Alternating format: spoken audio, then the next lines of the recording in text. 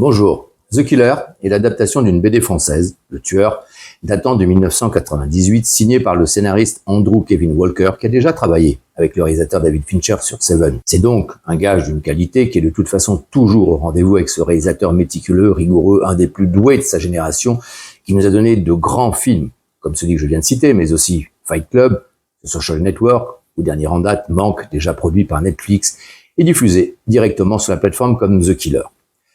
Fincher a un contrat, qui d'ailleurs s'achève, je crois, avec Netflix, pour laquelle il a également créé la série emblématique House of Cards, ainsi que Mindhunter, des références. Alors, avec The Killer, a-t-il rempli son contrat ou raté sa cible, comme le tueur au début du film, pourtant tout aussi rigoureux et méticuleux que lui? Sur le papier, le projet était un peu casse-gueule. Des histoires de tueurs à gages, on en a quand même eu une indigestion, et les réussites majeures du genre ne manquent pas, comme Le Samouraï de Jean-Pierre Melville avec Alain Delon.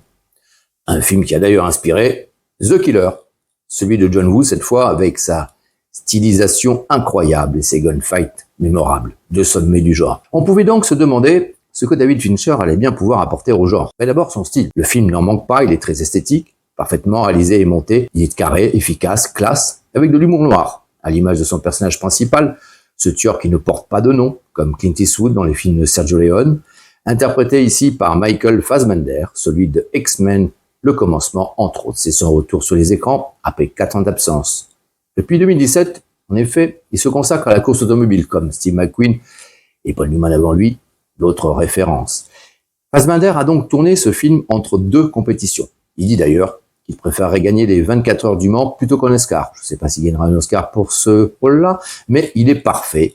Ici, affûté physiquement, froid, précis et mutique. Enfin, mutique pas tout à fait, car il s'adresse à nous, et c'est la grande originalité du film. On entend sa voix intérieure, il se parle et nous parle. Il cite beaucoup de statistiques et sort des sentences non dépourvues de justesse, comme celle-ci, qui aura toute son importance dans le film.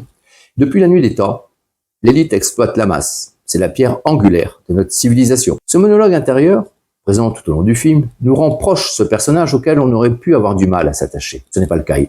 On le suit avec intérêt.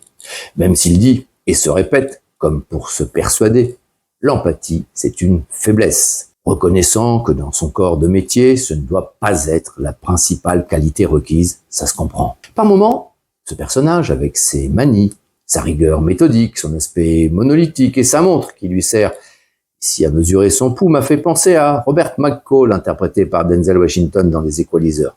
Même si McCall fait quand même preuve de davantage d'humanité. Mais au fond, n'est-ce pas ce que nous montre le film?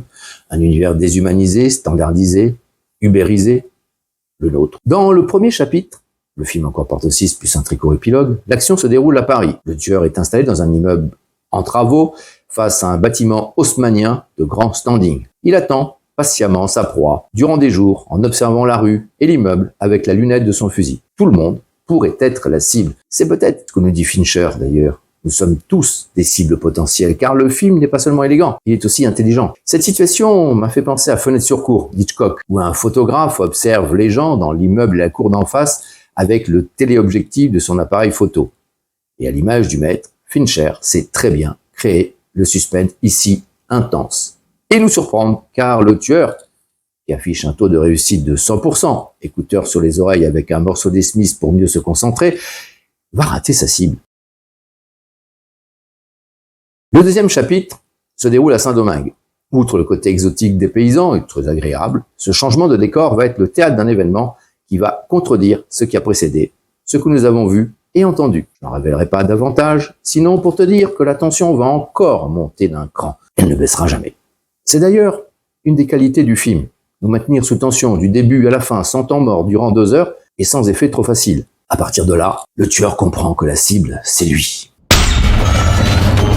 Au chapitre 3, il s'envole pour la Nouvelle-Orléans. Chaque chapitre a lieu dans un endroit différent et possède sa propre vie, sa propre tonalité et n'est pas répétitif. On sent même insensiblement que quelque chose vient se dérégler chez le tueur, mais n'était-ce pas précisément le cas dès le début? Sa voix intérieure pourrait bien nous induire davantage en erreur qu'elle ne nous renseigne sur lui au fond. Le 4e chapitre t'offre une scène de baston spectaculaire mais crédible, dantesque. Dans le chapitre suivant, Tilda Swinton fait son apparition. Si je veux pinailler un peu, je dirais que ce n'est pas forcément le chapitre le plus réussi, en particulier à cause de l'histoire que ce personnage féminin raconte à un moment donné. Mais ça va dans le sens du film, qui ne s'achèvera pas, dans le 6e chapitre, par un climax comme on en voit tant. Fincher évite les clichés et la surenchère, même si cela pourra en laisser certains sur leur faim, sans gâcher toutefois le plaisir pris jusqu'ici, que l'épilogue viendra brillamment conclure. Alors, contrat rempli, Fincher a livré un film qui tient en haleine, presque à l'ancienne, dans le bon sens du terme. Sec, mais pas sans âme.